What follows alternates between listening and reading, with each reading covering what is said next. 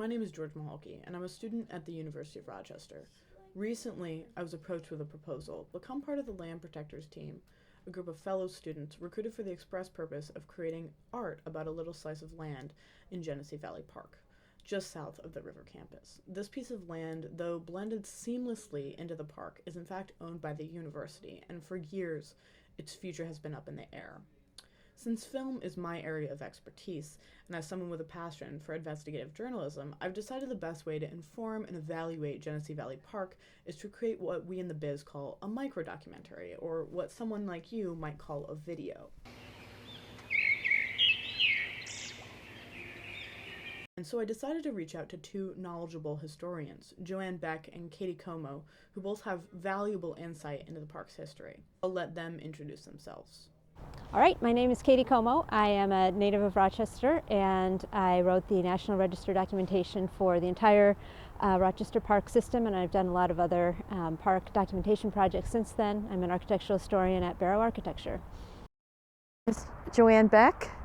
I'm a landscape architect, and I am the president of the Rochester Olmsted Parks Alliance, which is a group of groups that are concerned, of about 8 groups that are concerned about preserving Rochester's Olmsted heritage. I'll tell you a little bit about Frederick Law Olmsted, who was the designer of the park. He's most famous for having designed Central Park. And something I learned from Joanne is that he gets called often the father of landscape architecture because he was kind of the first professional landscape architect in the United States and helped really develop the profession, and his firm went on to have a lot of importance. His sons and other followers who carried that legacy forward. But really he was thinking way beyond just parks. He was thinking about how to design entire cities. And so the Rochester Park system isn't really just about the parks, but also kind of the whole design of the city and the way the landscapes interact with the city, other parts of the city, things like that. You know, he did Central Park and Prospect Park, parks all over the country, all over some in Canada as well. When he came here to Rochester, he looked at this particular site where Genesee Valley Park is and said it was almost ideal for a park. And so this is someone who really knew what he was talking about and knew what he was looking for, and saw that here in the natural landform. So this section of the park between the canal, Elmwood, the river, and the former railroad really looks very much like the original design as built, but matured because of course things grow. And this is the park that was intended to be in its mature state. People often think that all he really did was saw the land he wanted and put a fence around it and said, there's my park. But actually, this is really a work of art. There was a lot of earth moving. There were trees, very big trees that they would move from place to place just to get the effect that he wanted. So where you see this subtle roll of the land, sometimes that's how it originally was, but a lot of the time that is how it was deliberately shaped and formed. And he did it all so that it would look like nobody had ever touched it. So it looked very natural, but actually there's a lot of design and a lot of thought that goes into the way the paths curve, but even also the way the land curves and where the trees are. An early change to the park was the relocation of the Erie Canal from through downtown to right through the center of the park. And so what we have is the canal crossing the Genesee River at grade, a very unusual situation. And in order to reconnect the areas of the park, the Olmsted firm was brought in to design 3 bow bridges, which are a scenic feature that's unique on the canal system statewide. And then following him, a lot of people thought this land was almost ideal for a lot of other things too. And so the rowing clubs in Rochester set up their boathouses along the edge of the river because it was the best place to have boat races. And there's a lot of correspondence back and forth between Olmsted and the local park managers, with them saying, well, the club wants to build here, but what do you think about that? And he would say to them, that's not a good spot for that because we're trying to preserve the views across the river in both directions, and you'll ruin the view if you put your building there. And they'd say, okay, but what if we designed it like this? And he'd say, no, the building does not belong there. Put it somewhere else. It belongs north of Elmwood Avenue, not in this stretch, which is actually right across from where we're standing here. So there was always a lot of tension right from the very beginning when Olmsted was still involved between what some members of the community saw would go well here and what he wanted to do, which was preserve views, preserve this open land so it would never get developed. So in the 1960s, this section of Genesee Valley Park between the canal and Elmwood Avenue, the river, and the railroad was conveyed to the University of Rochester for an expansion. And it remained in their ownership for a couple of decades until the city, the county, and the university cooperated on a land use plan for the river corridor called the South River Corridor Plan. Most of the property was returned back into public ownership in the 1980s, except for one strip of about 7 acres between Moore Road and the former railroad right-of-way, which remained in the university's ownership, and which looks and functions as if it is parkland, and people were just not aware of this change in status until there was a proposed university expansion project on that property. The project is no longer viable, but it did make everyone aware that of the threat to the scenic quality of this section of the park, which is one of the most intact and shows the original design to its sort of maximum. Over half of it is protected by a permanent conservation easement that was negotiated with the city of Rochester. But some of it is currently in use for maintenance facilities, and that part of it remains at risk for non-park-like development, expansion of parking or service facilities or whatever, and those are pretty visible when you enter the park.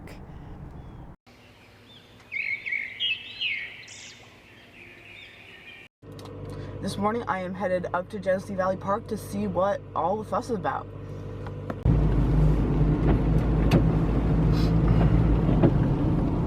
A bunch of geese just landed right there.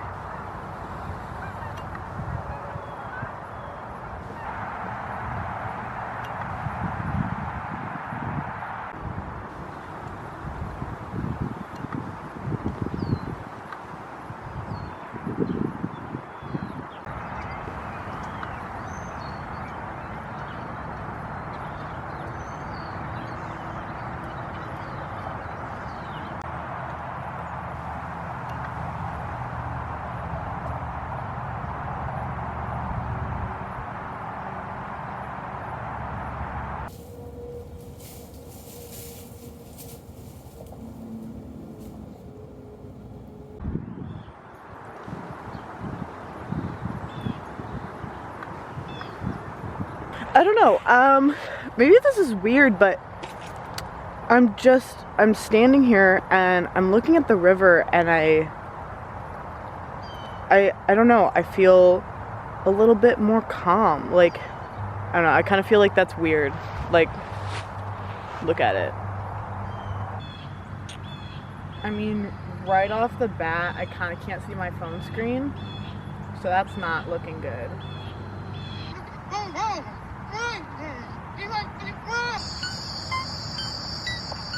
If you want your skin literally glowing bright. Sorry everyone, I just had to take a break there for a second because it felt like my brain was really quiet and I felt like something was maybe wrong with me. So I watched some TikToks. I'm feeling like high energy again, so all is well. Like, what are you even supposed to do here? Like, okay, do you see this? Like, what is that for? I could park my car there, but since it's all grass, I can't. I find that frustrating. I also, like, doesn't look like there's any outlets, so, like, if I'm watching videos on my phone and my phone dies, I won't have anywhere to plug it in, and I don't know what else I could really do besides watch videos on my phone here. With no outlets to plug my phone in and not a McDonald's in sight, I began to get scared.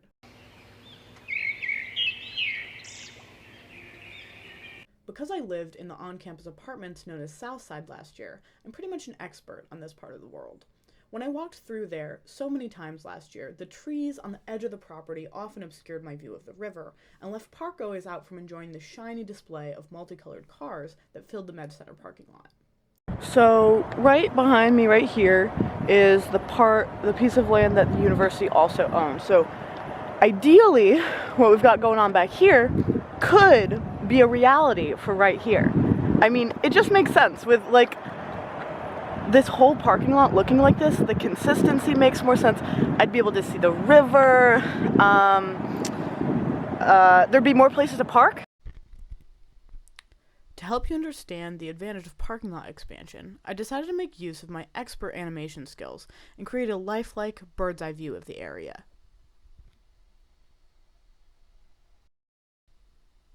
Nice. Wow. The colors of the traffic cones are really beautiful.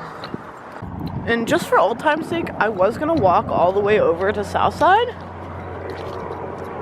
But this walk is kind of long and boring. Now that's what I'm talking about. See, and look, they're green.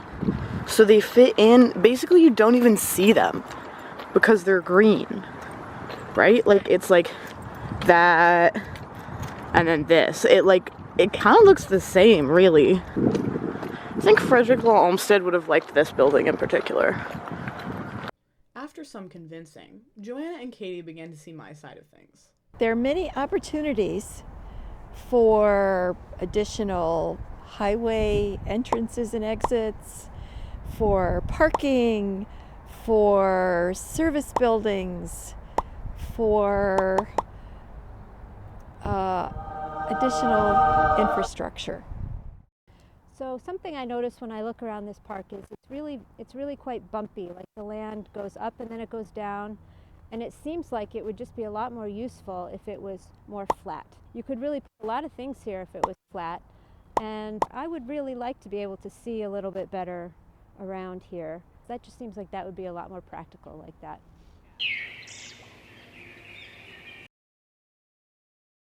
Genesee Valley Park is a little slice of history. Nestled so perfectly along the river and shaped by Frederick Law Olmsted, perhaps America's first parkitect, if you will, the landscape has aged beautifully as designed. As a freshman at U of R, one restless night, me and one of my now best friends and I rode bikes all the way around the park, exploring a new place together with the excitement that I hoped meant we would soon be thick as thieves. Before that, I went to my first real punk show there, a day that I can trace back to so many friendships now. This year, in my dance history class, I was able to go and celebrate Indigenous Peoples Day, watch and dance with the Allegheny River dancers. Last year, living just on the edge of the park, my friends and I would frequently venture down to the Erie Canal, and then over the old train bridge, marveling at the relics of the railroad, watching the cars below and gazing into the trees. We would often see deer and birds. I have no such memories of the massive parking lot that stretches from Elmwood Ave all the way down to the Southside apartment buildings, an unforgiving half-mile walk that during the winter months seemed to me like 40 miles in the Antarctic.